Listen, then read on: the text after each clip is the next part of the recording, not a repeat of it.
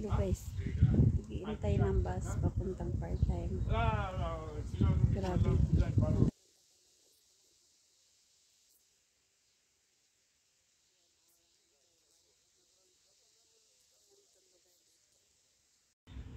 Ayan, parang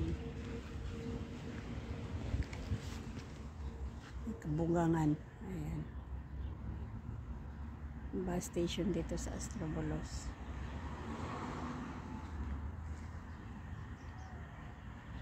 Ayan, mga pine tree.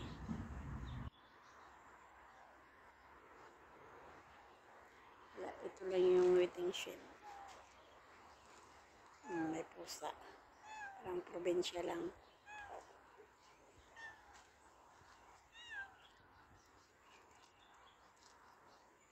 Ito yung anuhan nila ng tubig. Tangke ng tubig. Ayan.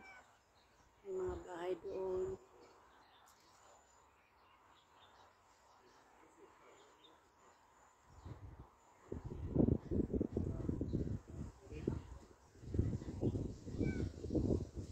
Elektriko.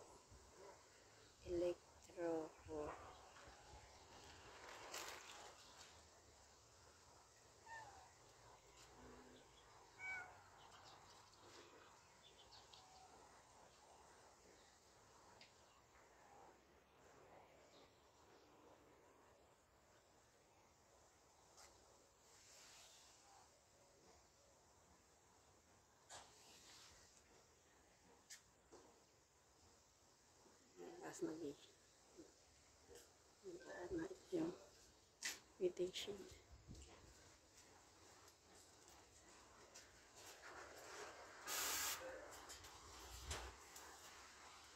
Hintay ko. Ayan.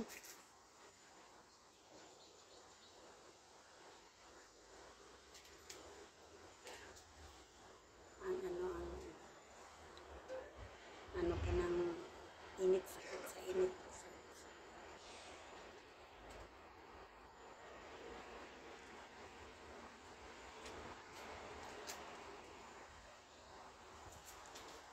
Anong bus na hanggang tingnan ko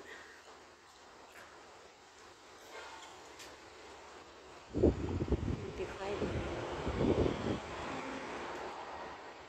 lahat yung maghihintay pa ng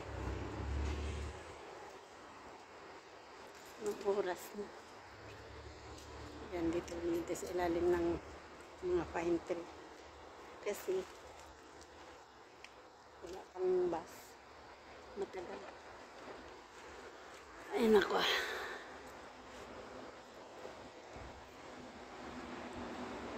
ito mahirap maghanap buhay.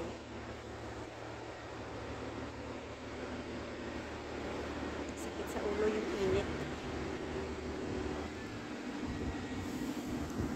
Ayan yung bus, yan ang bus dito.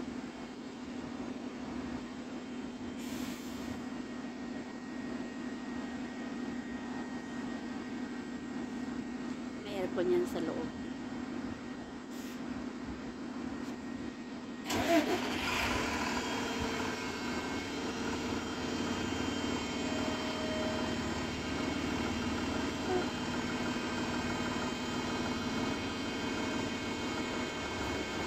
Kaya maalis na sila. Alis na yung mga bus.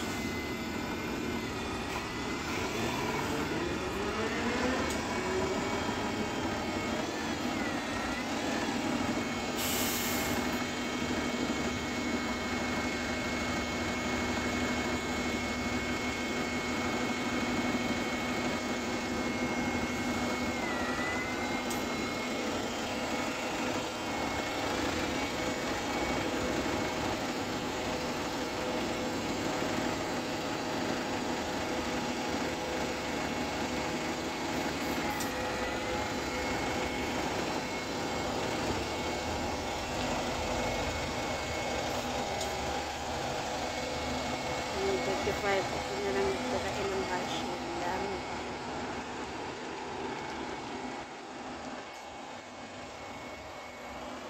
Doon yung bus. pinaka main road.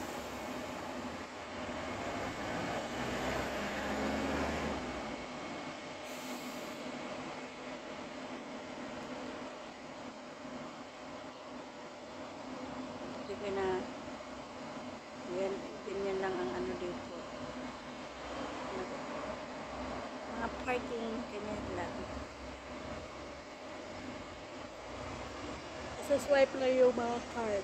Kaya, bibiyahin na sila. Mga buses.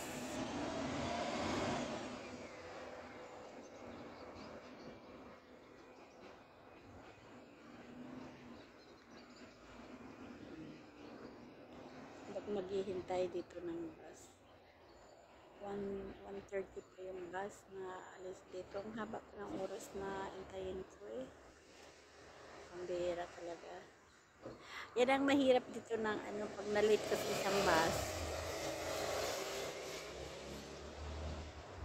Kasi akala ko ano, 1 o'clock yung alis ng isang bus, hindi pa pala. 1:30 pa. So,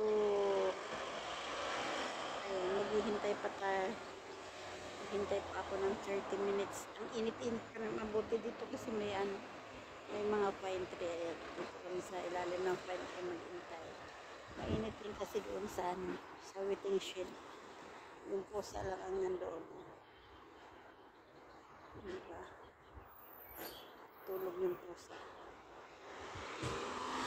Naiinitan siguro.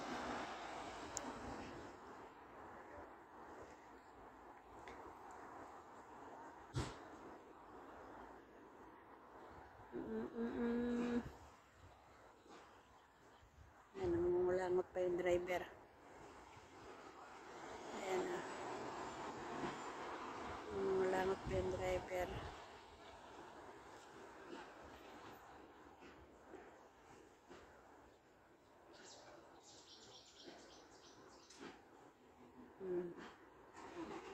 Merong Vietnamese na ano ba ito, papunta ang papasok din sa trabaho. Diba? Ayan. Alis na rin yung kasi uwian na ng mga nagtatrabaho dito.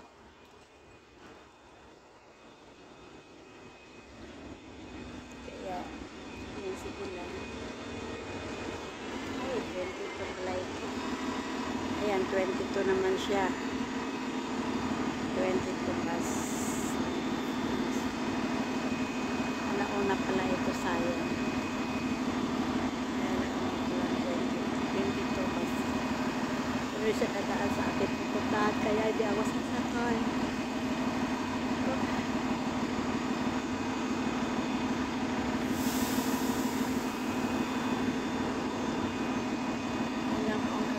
Dito sa gas station, Strobolos.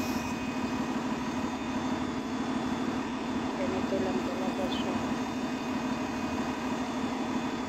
Hindi masyadong matao. Unlike sa Solomon's Station, madami talagang tao doon kasi main dito, kukunti lang. Tapos ganun ang CR dito sa station ito. May CR dito na ganyan lang, kaya mabaho siya.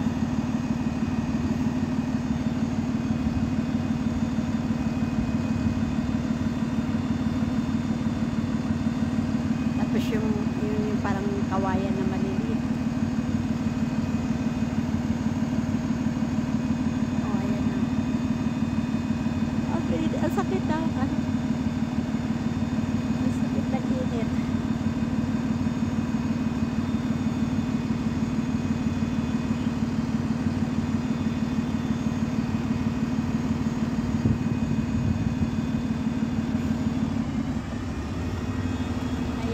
Naalis na siya, walang sakay, diba? May tao, wala na alis sila. Pero kapag nahuli ka na dumating, na nakaalis na sila nandoon na, hindi na yan papasakayin. Kaya dapat talagang on time ka nakasakay na. Ganun dito. Hindi ka kagaya dyan sa Pinas na everywhere yung mga sasakyan. Ikaw ang habulin ng sasakyan, dito ikaw ang maghahabol. Ganun. Kaya kung wala kang sarili sasakyan, ayan, magtitiis ka maghintay kung mahuli ka.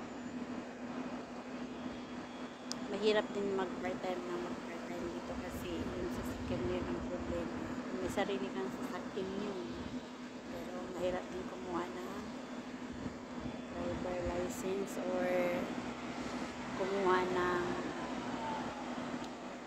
mahirap kumuha din ng ng sasakyan dito, bumili ng sasakyan, kaya ganyan hindi tayo pwedeng mag kuha ng sasakyan.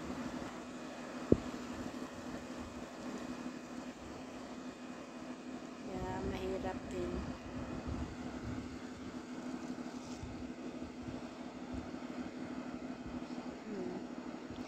RAV4G.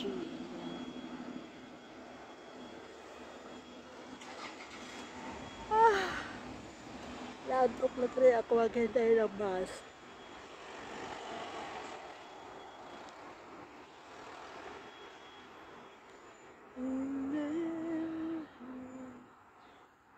Okay.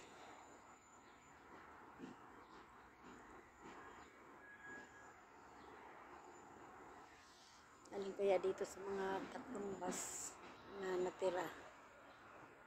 Ating sasakyan mamaya. 2:30, 2:30, 3:30, 4:30. Oh my goodness. 5:30. Na naman ako matapos. Hindi naman. Ayan. Punta tayo ng part-time para may panggastos ang magsahod. Kasi nga, yung ating sahod ay